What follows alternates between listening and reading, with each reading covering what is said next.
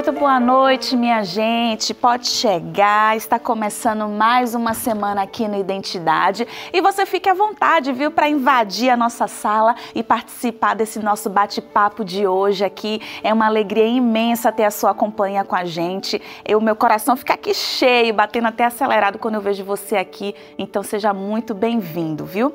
Minha gente, antes de mais nada, quero reforçar um recado importante. Você que perdeu algum episódio, que quer rever uma conversa, que quer compartilhar alguma edição aqui do Identidade, pode acessar o ntplay.com e assistir ao nosso programa, viu? Outra opção é acompanhar a gente lá no YouTube da Rede Novo Tempo de Comunicação. Pois bem, minha gente, hoje a nossa conversa é com Renato Barbieri, ele que é cineasta, que já dirigiu grandes filmes, biografias, programas de TV. Hoje ele vai dividir com a gente a experiência de dirigir a biografia de Pureza Lopes Loyola, uma mãe que passou, olha só, 3 anos e meio procurando seu filho, que foi submetido ao trabalho análogo ao de escravo. Através da história dessa mulher que o Brasil criou a primeira ação de combate ao trabalho análogo à escravidão em território brasileiro.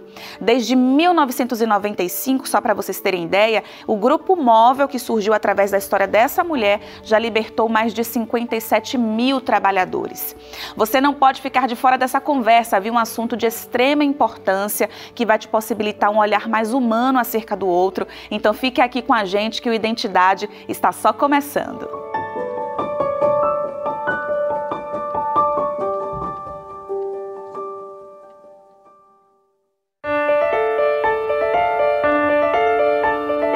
Pureza Lopes Loyola é maranhense, mãe de 5 filhos, se alfabetizou quando tinha 40 anos. O esforço para reconhecer as letras era com um único objetivo: ler a Bíblia. No início dos anos 90, o filho caçula de Pureza, Antônio Abel Lopes Loyola, tomou uma decisão.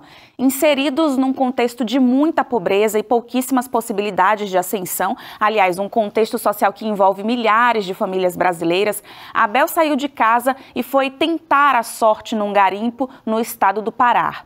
Depois de um mês sem notícias do filho, Pureza decidiu embarcar numa viagem completamente desconhecida na tentativa de encontrar Abel novamente.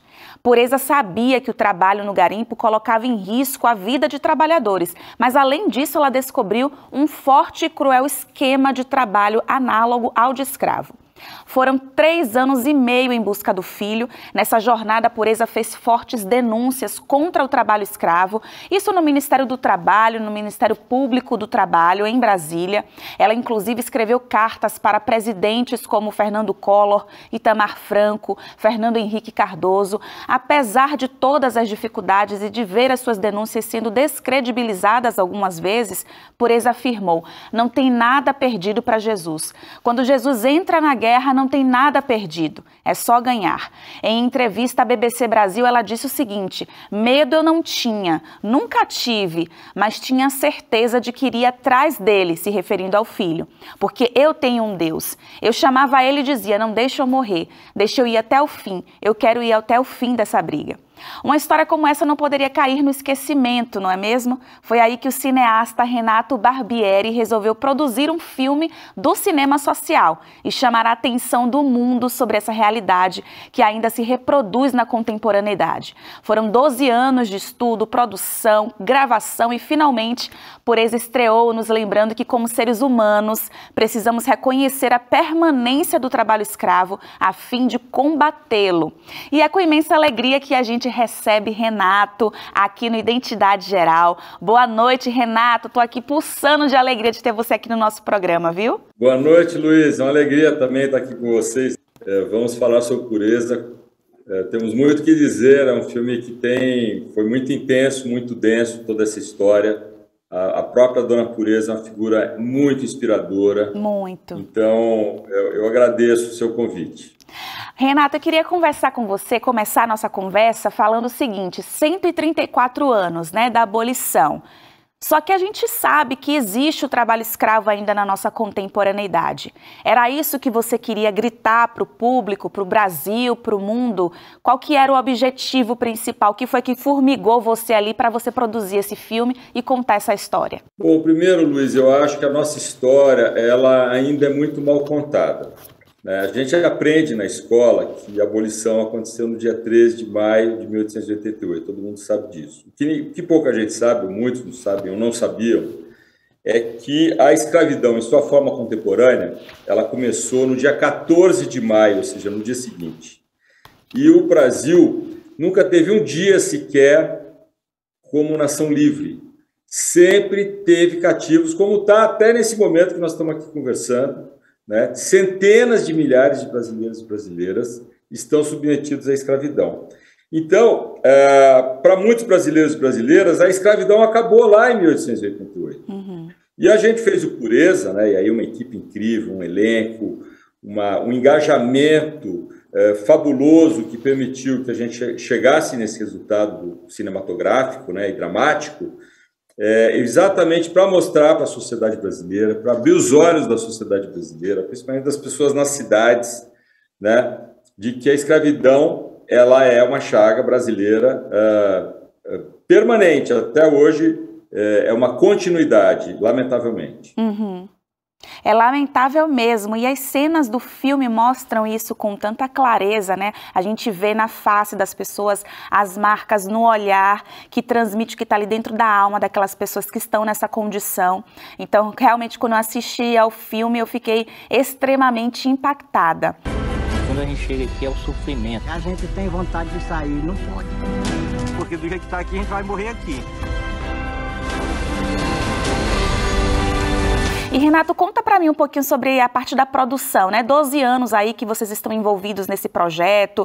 Como foi que você conheceu Pureza? Como foi que você começou ali a escrever o roteiro? Me conta aí mais detalhes dessa produção. Eu estava em busca de uma história universal e que com fortes componentes de Brasil, de brasilidade, porque eu trabalho com conteúdos da história do Brasil e nos meus documentários, né?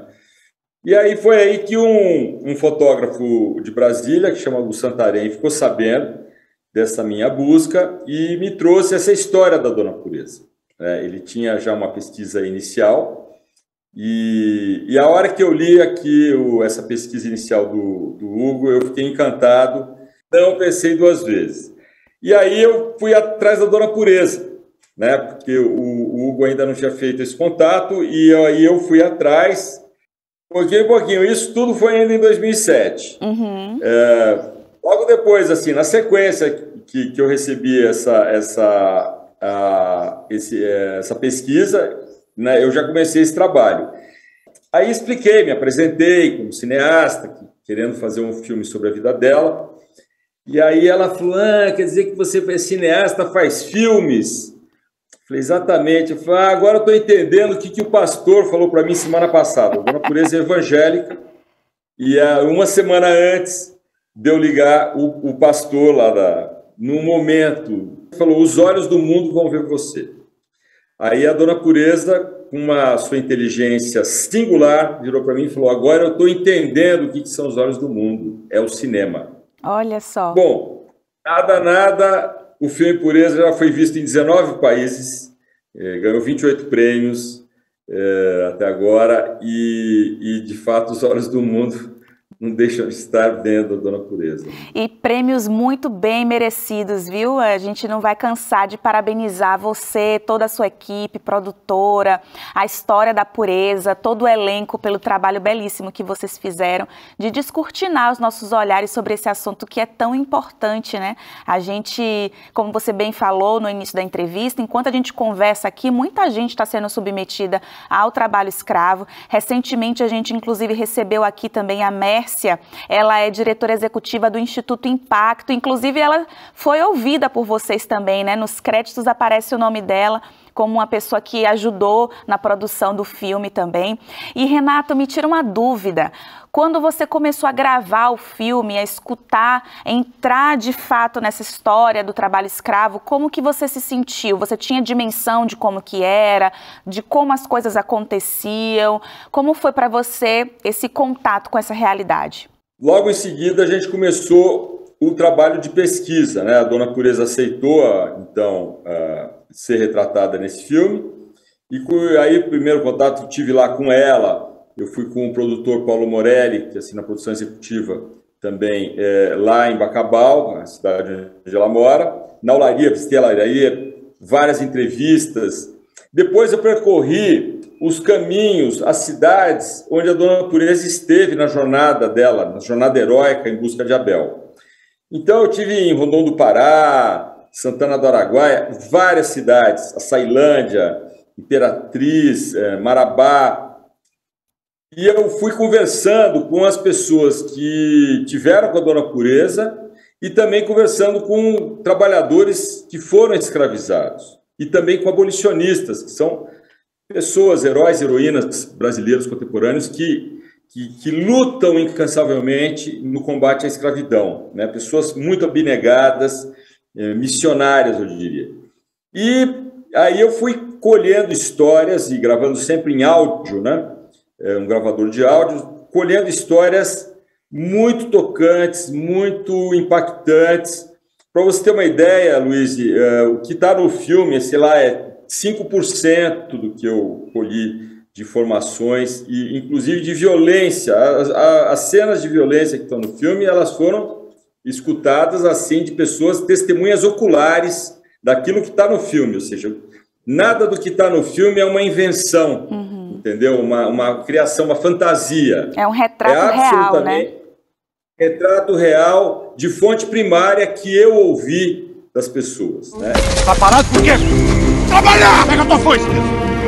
Quer levar bala? Imagina que a dor e o sofrimento e a crueldade, né? Então tudo isso foi me impactando, né? Tem uma cena, inclusive, que eu me emocionei quando a Pureza fala, mas você vai beber dessa água? E era uma água completamente contaminada. E ela também questiona, mas vocês dormem como? E aí eles, a gente deve muito, não tem como sair aqui. E tem umas imagens também que vocês pegam o enquadramento de frente do rosto dos trabalhadores, então dá para ver bem, assim, no semblante deles. Vocês, inclusive, têm no elenco trabalhadores que foram escravizados, não é? Esses trabalhadores são trabalhadores rurais reais, que a maioria deles foi escravizada, muitas vezes, inclusive, alguns 10 vezes, por 10 vezes a pessoa foi escravizada. Então, aqueles olhares, aqueles rostos são verdadeiros, são eles mesmos, né?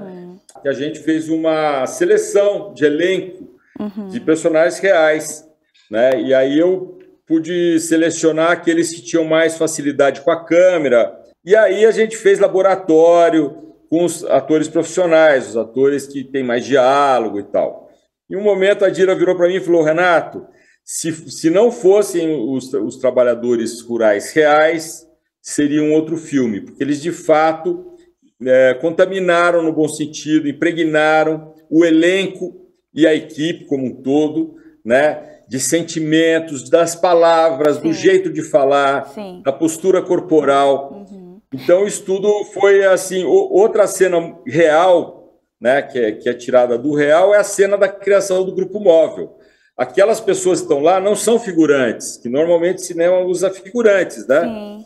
Para fazer uma cena. Ali não, são abolicionistas, homens e mulheres, 100% abolicionistas. Então, aqueles aplausos na criação do grupo móvel são aplausos reais.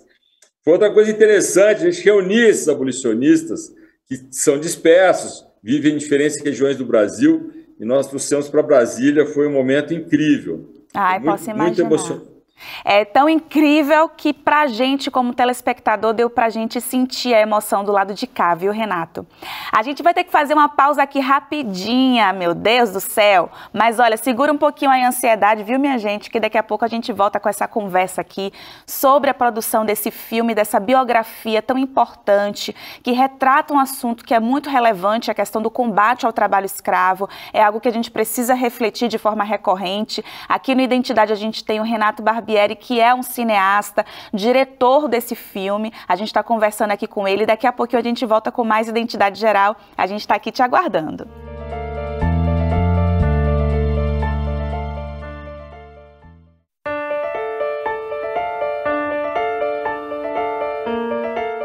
Estamos de volta aqui, dessa vez a gente recebe o Renato Barbieri, ele que é cineasta, diretor de um filme chamado Pureza, que conta a biografia dessa mulher, Pureza Lopes Loyola, que exerceu um papel fundamental para que o Brasil entendesse a importância no trabalho com a erradicação do trabalho escravo, né? Ações para combater o trabalho escravo. E tudo começou através da história dessa mulher, essa mulher que é retratada no filme dirigido pelo Renato, que está aqui hoje no Identidade.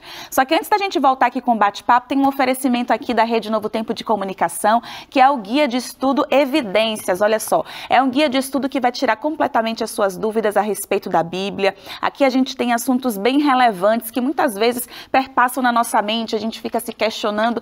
E tem um que tem muito a ver com a temática de hoje aqui do Identidade, que é por que sofremos, né? Pessoas que estão submetidas ao trabalho análogo de escravo, de completa insalubridade, de completo sofrimento, abandono, condições assim precárias de vida, de trabalho.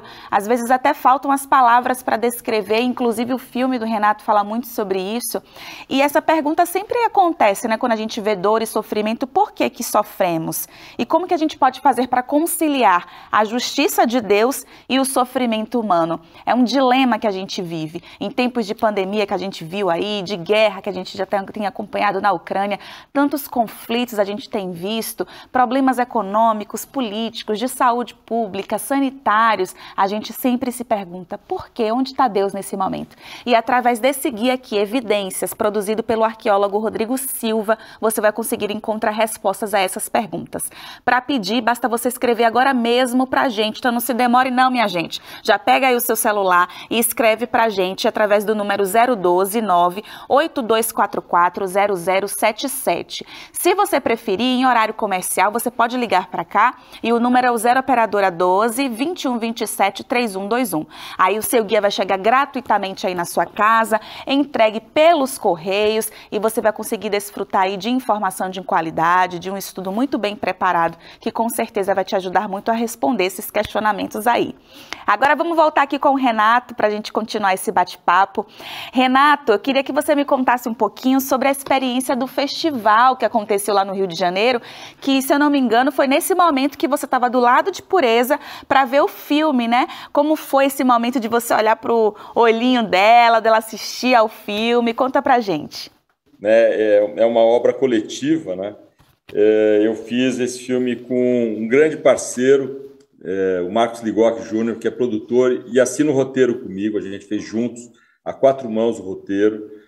Foi uma experiência incrível escrever o roteiro junto com o Ligoc.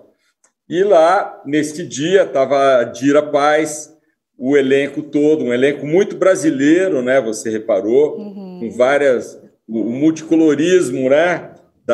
Dos rostos, das peles. E aí a gente levou a Dona Pureza, que não conhecia o Rio de Janeiro, né? Ela foi para lá. E aí foi uma experiência incrível para mim, porque de um lado estava a Dona Pureza, do outro lado estava a Dira. Eu estava ladeado pelas duas. Deu um friozinho na barriga, emoção. Não? Muita emoção. Bom, eu estava seguro que o filme ia segurar a onda, entendeu? Mas eu tinha uma dúvida comigo, que era qual seria a reação da Dona Pureza ao filme. Ela não tinha assistido o filme. Eu fiz um contrato com ela, enfim, onde eu poderia romancear a história dela, porque o cinema, inspirado em fatos reais, se você ficar exatamente preso na história da pessoa, às vezes não funciona tão bem cinematograficamente. Eu tinha essa liberdade acordada com ela, mas ela não tinha visto nada ainda. E aí, durante a sessão, a Dona Pureza sempre cutucava o meu braço, que ela é muito teatral e muito falante e tal, e muito expressiva, e ela ia cutucando o meu braço, falando assim, é assim mesmo que acontece. Eu falei, bom, então a Dona Pureza está gostando. Então foi no caminho certo, né? Foi no caminho certo. E chegou no fim, aí uma comoção, de fato, as pessoas muito emocionadas, tinha muita gente chorando, e aplausos, enfim, de pé. Foi um momento de muito glamour. E a Dona Pureza vira para mim e fala, é exatamente assim que acontece. Eu falei, poxa, Dona Pureza, que bom saber disso, que a senhora gostou do filme, mas a senhora, enfim, pessoalmente não levou um tiro, enfim, já estou contando um spoiler aqui do filme, mais ou menos, não é bem um spoiler, mas é uma coisa que acontece. O povo gosta, fica curioso. E nem aconteceu outra coisa ali, que eu não vou comentar agora. Ela falou, não aconteceu, mas poderia ter acontecido. Uhum. Então ela endossou, né? E outro dia, eu converso regularmente com a Dona Pureza, outro dia eu perguntei para ela, e aí, Dona Pureza, quais são as cenas que mais te tocam no filme? Ela virou para mim e falou, o filme inteiro. Olha só. Eu acho que para um diretor não deve ter coisa melhor, né? Não tem. Eu até costumo dizer, quando ela falou essas coisas, para mim saiu um piano das minhas costas, porque imagina se a Dona Pureza não gosta do filme. Imagina. Coitadinho de mim, né? Ah, mas com tanto estudo e dedicação, e você realmente conduziu tudo de uma forma muito bonita, muito nobre, muito importante, contribuiu demais para o cinema brasileiro, viu? Renato, o nosso tempo está tão apertadinho aqui, mas eu queria que a gente encerrasse esse bate-papo refletindo sobre esse cenário mesmo de trabalho análogo ao de escravo. A gente recentemente teve aí que bombou um podcast, A Mulher da Casa Abandonada, deixou todo mundo ali curioso. Depois, nas investigações, foi descoberto que ela tinha escravizado uma mulher lá nos Estados Unidos. Enfim, voltou ao Brasil. Só que muita gente parava na porta da casa dela para tirar foto. A casa dela virou como se fosse um ponto turístico de São Paulo. Primeiro que ela estava em condições ali bem insalubres, segundo, quem que era essa mulher? Então, diante de tudo, do feedback que você recebeu, você que também teve aí fundo, né, nessa trajetória, pesquisa, estudo sobre o trabalho escravo aqui no Brasil, qual que você acha que é a percepção do brasileiro? Será que o brasileiro está realmente com o olho atento a esse cenário? O que é que você acha? Como que as pessoas entendem o trabalho escravo? Olha, Luiz, tudo depende exatamente da nutrição que a gente recebe como informação. Isso é na escola, na televisão, na internet. Então, a informação, ela funciona como um nutriente, né, para a nossa mente, né? E eu acho que a gente precisa, de fato, nutrir o brasileiro para a realidade do Brasil profundo, né? A gente tem que sair da bolha, né, e que é uma bolha midiática, uma bolha de consumo, uma bolha de classe média, uma bolha, enfim, todo mundo tem suas bolhas. Mas é muito importante a gente ter coragem de olhar para esse Brasil profundo, esse Brasil abandonado, né? E aí o nosso sentimento vai responder na mesma hora, entendeu? O sentimento, o real, ele é muito impactante, né? Ele é autoexplicativo. O real não precisa de bula, eu costumo dizer. Então, o nosso sentimento diante do real, ele é capaz de formular essa realidade, formular essa verdade. Então, eu acho que nós precisamos, de fato, adotar, todos nós, de todas as idades brasileiros, homens e mulheres de todas as idades, a gente tem que adotar o abolicionismo como uma bandeira pessoal e coletiva, sabe? Sejamos todos abolicionistas, porque enquanto a gente não virar a página da escravidão no Brasil, nós vamos ficar fazendo água como nação, sabe? É muito importante que a gente adote a abolição não como um tema entre mil temas, mas como um tema central, né, da sociedade brasileira, porque, infelizmente, como eu disse, o Brasil nunca teve um dia sequer como nação livre. Então, vamos construir uma nação livre. A nação é uma construção de todos nós, todos os cidadãos e cidadãs, né? Então, acho que essa é a missão que nós temos da nossa geração, porque já, como você falou, já passaram 134 anos da abolição, e esse assunto nos resolveu. Então, é uma coisa que não é só para aqueles abolicionistas abnegados, homens e mulheres, mas é uma missão para toda a sociedade brasileira. Nós temos que assumir como nossa missão a liberdade, né, a dignidade. Então, acho que essa é a mensagem que eu queria deixar. Não tinha como a gente encerrar melhor esse programa, viu? Sua fala foi de extrema importância, inclusive me deixou bem emocionada, né? Me deixou reflexiva no sentido de que é verdade.